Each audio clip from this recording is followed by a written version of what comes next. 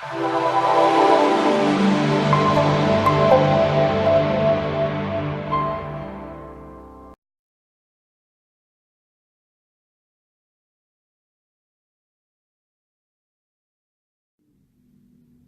everyone, it's Katie Myers, CEO of CR Conversations and founder of the Conversation Club.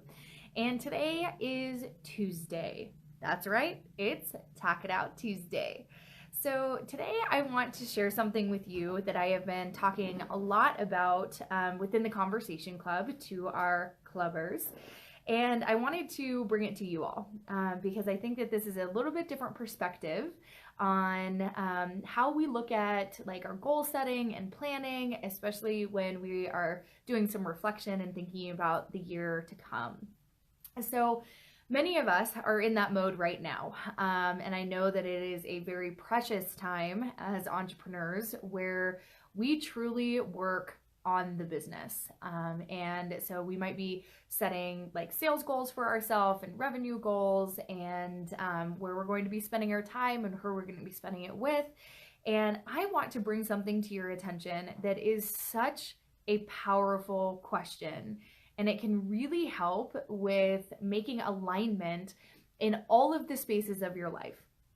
So when I am doing my planning and my goal setting and all of those things and thinking about 2019, I ask myself the question, who do I want to be next year? I want you to really internalize that. It is such a powerful question, a very big question, and there's no right or wrong way to go about this, but some suggestions for you to kind of build this in and really make whatever goals or commitments or dreams that you have, whatever the vision is that you have for where you are going to be in 2019, this makes it personal and very intentional. So some tips on how to kind of think about this different mindset is think about all of the different roles that you play in your life. Of course, you are the entrepreneur, you are the business owner, however you identify, if you're the CEO, you're the president, you're the whatever. Think about who you are, the roles that you play professionally. Then think about the roles that you play in all the other aspects of your life. Are you a wife? Are you a partner? Are you a friend? Are you a parent? Are you a sister, a daughter, an aunt, whatever it may be? And take a look at all of those different aspects, all these different roles that you play in your life. And I want you to answer that question. Who do you want to be? How do you want to show up next year? So it isn't directly about the numbers. It isn't directly about the revenue or what you're going to build. But it's something that just, what type of person do you want to be? And I think that what you're going to find is, number one, deep connection with any other goals that you're creating, because then you can go back to that and look and see, am I showing up the way that I said I was going to, or the way that I want to show up in relation to any of these other goals that you're setting for yourself, as well as just giving yourself that connection and that credit to be held accountable to simply being a good person, a contributor to our community, our society, to the individual relationships that you have. Because no matter how you turn it, business is personal. And so if you have kind of guidelines for yourself as to the type of person you want to be, then everything else should be able to fall into place. Everything else should have connection and intention and integrity around what you are setting out there. Because I will be the first to admit, there have been so many years where I have just written goals for myself and they're general and they were, like, oh, I just gave myself permission to push it back a few months or maybe just never complete it entirely. And it's because it was missing connection. It was missing that personal piece. And there's nothing more personal than who you want to be. The other thing this will do for you is it will show and identify places where you need to grow. Maybe you aren't X yet, And then you can look and see, okay, I need to invest in myself personally or professionally to get there.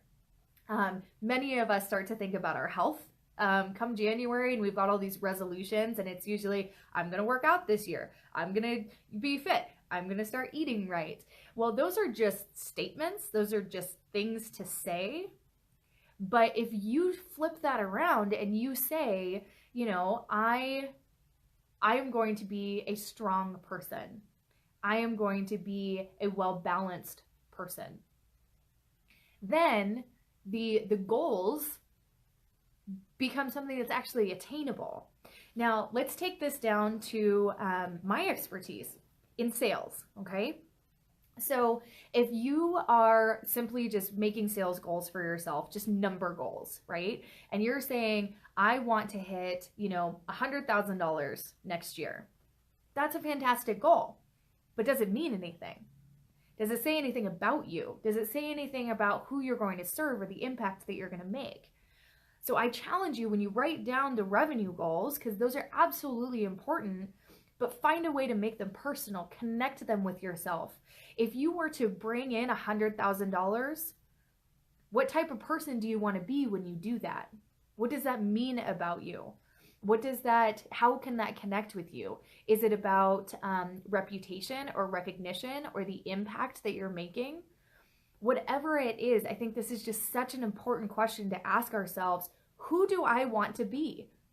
The amazing thing about being human beings is that we are constantly being able to adapt and to grow and to evolve. And so the second that we stop doing that is where we just keep spinning around in the exact same place that we were when we started this thing. And I probably spent at least the first 3 years of my business doing that. I had the same goal over and over again. And I would, I'd put it up and I'd put it out there, but it wasn't until I connected with it that I looked at Katie Myers and said, who do you want to be? How do you want to show up?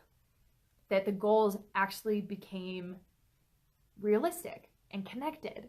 So I would love to hear from you. I would love to hear what you're working on, who you want to become in 2019. And that might be an extension of who you already are, or it could be areas that you want to improve and to grow. But whatever it is, sharing it is a very big piece of accountability and putting it out in the world. So with all of these other activities that we're doing, by creating our vision boards, by picking our word for the year, by setting revenue goals, by setting all of these things, they are so important. And I love all of those activities and I participate in all of them. But there's that one question that needs to connect the dots for all of it. And I guarantee if you are connected with what you're doing and you have intention about the person that you want to be and how you want to show up in the world, well, then you are going to be able to make that impact that is going to drive the revenue, that is going to just fulfill this process of impacting the people that need you, which is all sales is about, right? Sales is about serving. And you are going to be able to do that with pride and integrity. So I would love to hear from you. If you want to drop your comments below and let me know what you think about that question. Is it intimidating? Is it exciting? Is it a little bit of both? I would love to hear from you. So other thing I will leave you with is this is the kind of stuff that we talk about to connect the process of sales, that really makes it about serving and takes it back inward and makes it about the impact you are here to make in the world. If you want more of this, come on over to the Conversation Club. For $30 a month, you'll be a part of a community of support and love and encouragement, and you'll get the training you need to be connected with sales and make it equal to serving. So I'll put information in the comments as well. But for that, I wish you a very happy week, and I will see you next week on Talk It Out Tuesday, and can't wait to hear from you all. Have a great day. Bye-bye.